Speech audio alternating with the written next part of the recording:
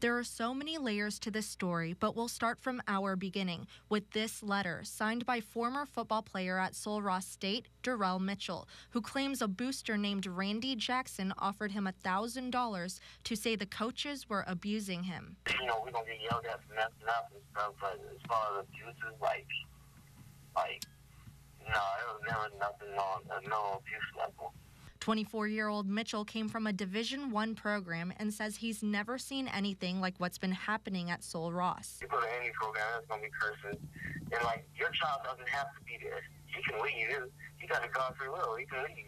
Mitchell says Jackson approached him after a game back in October, and he let his coaches know right away. Soon, the former Sul Ross State president called Mitchell into his office. He was asking me, if I could sign these papers and they could take legal action against it. And I'm just like, I didn't care enough to pursue it.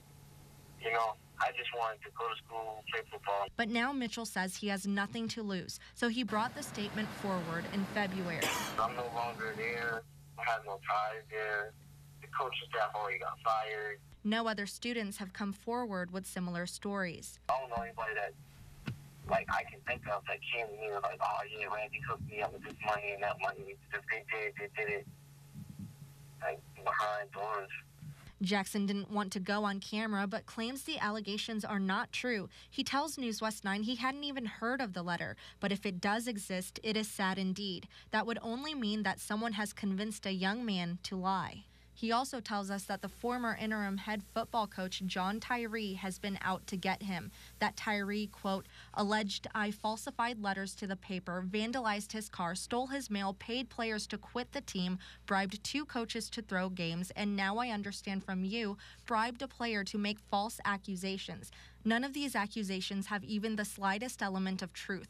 I have no idea what provoked Tyree in his mission to get Randy Jackson. My best guess would be to divert attention from his own miserable failure. The Lobos were 1-9 last season when the coaches were fired. The former head coach whose position Tyree took had a 5-5 record, a recent best for the school, but even he was canned. But Tyree believes there's some politics going on, somewhat puppeteered by Jackson.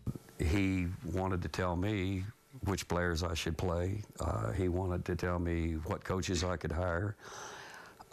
He attacked the coaches that I did hire that he didn't like. There were also reports that Tyree was egging on female volunteers to have sex with the players. The investigation found no evidence that students were encouraged to have sexual relationships with recruits or that the university sponsored or even knew about the Sul Ross Sweethearts program.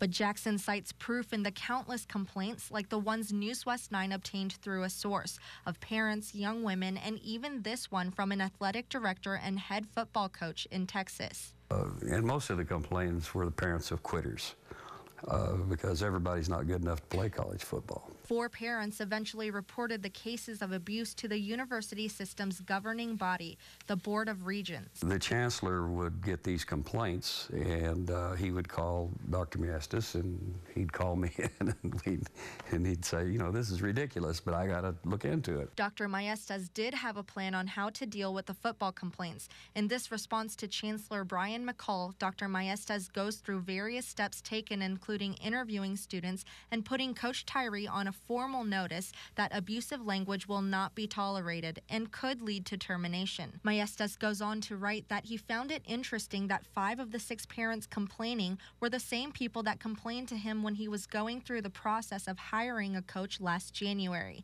He writes that it is my opinion that these same 5 parents are tied directly to Randy Jackson. In an email to News West 9, Jackson writes, if you think these women were guided by anything other than their own convictions, you do them a huge injustice. I understand that they complained about Dr. Miestas and what they considered to be his incompetence. How much sway these ladies had with the board, I have no idea.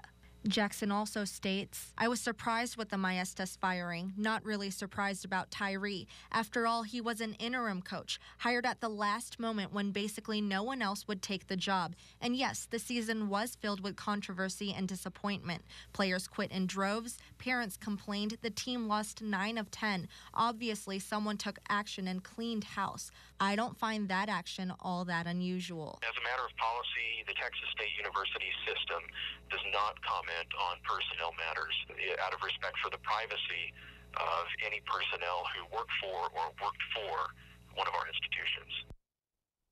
We contacted the Texas Rangers on multiple occasions. Each time they said the same thing, that there is and has been no investigation on Jackson, but we're told a lawsuit against him is pending.